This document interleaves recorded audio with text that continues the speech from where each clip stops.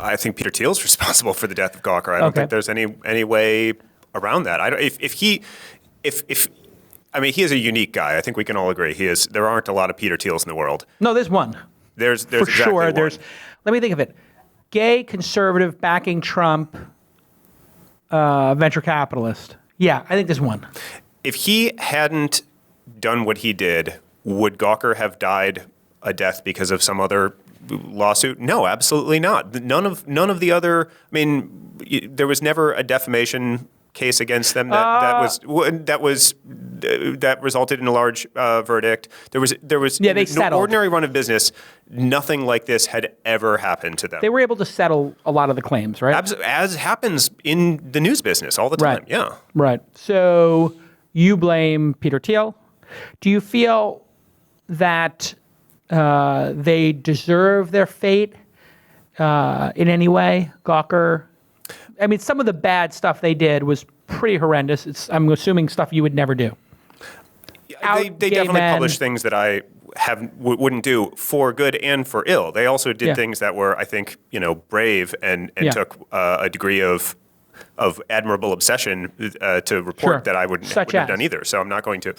Such as I think that they did a lot of fantastic reporting about Fox News, which John Cook, who with the executive editor at Gawker and a good friend of mine, had his kids followed by investigators hired by Roger Ailes because of stories he did about him. Yeah, that is insane. That's ballsy. I'd be afraid to do that. The world has gone mad.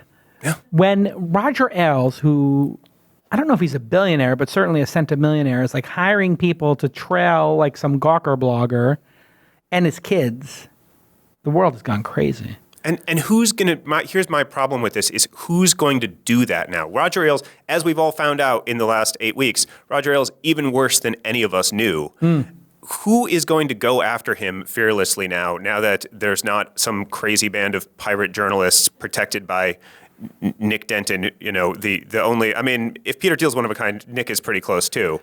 Oh no, Nick is a unique snowflake in the universe, for sure. It's just going to be lost. No one's going to be, the journalism world is not spawning new Gawkers to fill The Intercept. Gap. The Intercept. Sure, the Intercept's good, but it's theoretically, they're doing, what do you think? I disagree. Respectfully, I think that good journalists will find a way to be fearless and tell their story no matter what. And good publications and good organizations will allow them to do that. Of course, people get scared and they back off and organizations get nervous, but I don't think that the fact that Gawker is gone means that that less stories will come to light. I do think, though, less stories that never really had a place or really should have been, I guess they're not even stories. It's like snarky conjecture. They not exist push to the envelope extent on exposing people's personal life that other publications didn't find necessary. I'm talking about Gawker on its worst day. The outing of the Condé Nast CFO, the publishing of a drunk possible rape in a bathroom stall. I mean, there was some really abhorrent stuff that nobody in any other publication would have published, I don't think. I think that's true. However, I think that's a product of, and Nick would point out that Gawker published over 200,000 posts in the time that they're around. So yes, you can definitely find some examples of very bad judgment. And in life, you get judged on your worst days. I mean, if you don't commit murder for 1,000 days and commit murder on the 1,001st day, you get convicted of murder on the 1,001st day. The other 1,000 days of not killing people doesn't count, does it not? Okay, that's true. However, I think that so there's been, especially here in Silicon Valley, the reception of the verdict against Gawker and of the shutdown of Gawker has been just applause. People love it. There are very few people in Silicon Valley, outside maybe the journalism world, who see this in any way as a bad thing.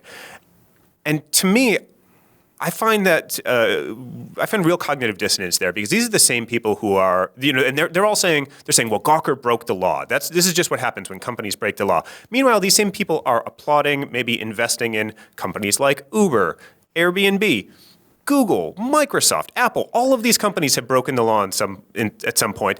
They all hewed to the mantra that it's better to ask forgiveness than ask permission. what's the difference? I mean, Gawker pushed the limits.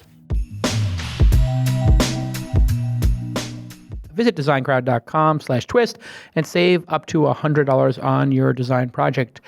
If you don't know, designcrowd.com is a place where it's a marketplace, and you put up what you want to design, and a bunch of designers go compete and build you a great logo, designs for your website, etc. And they've got over 500,000 registered designers from around the world. It works really simple. You post a brief, hey, here is what I'm looking for, and you'll receive 60 to 100 different designs or more. And you then provide feedback, and you get changes, so you can go back and forth, and then you select the best design and approve payment to that designer. And if this all sounds scary, like, oh my God, I've never done it before, don't worry, there's a money-back guarantee, and I did it for my website, calacanis.com, and for $500, we received over 350 designs. I'm not sure you're going to receive 350. I did tweet it, so maybe you'll receive 60 to 100, but it was amazing. We got a ton of great icons and illustrations and portraits and bulldogs. You can go see it if you go do a search over there. And you can help me select the winning design by voting at designcrowd.com/twist. Their other clients include Harvard Business School, the old HBS, Virgin, HTC, Absolute Vodka, Amnesty International, which was my first job out of school, and over 100,000 other small businesses. So here's your call to action, everybody. Go to designcrowd.com/twist and save up to $100 on your design project. Give it a shot. You're going to love it. I guarantee it. Designcrowd.com/twist, and you'll get $100 off. I guarantee it, but I don't have to guarantee it because they guarantee it. It's got a money-back guarantee. Design Crowd, it works. It's awesome. Go ahead and visit at Design Crowd. Oh, go ahead and follow them on Twitter too, at Design Crowd. Okay.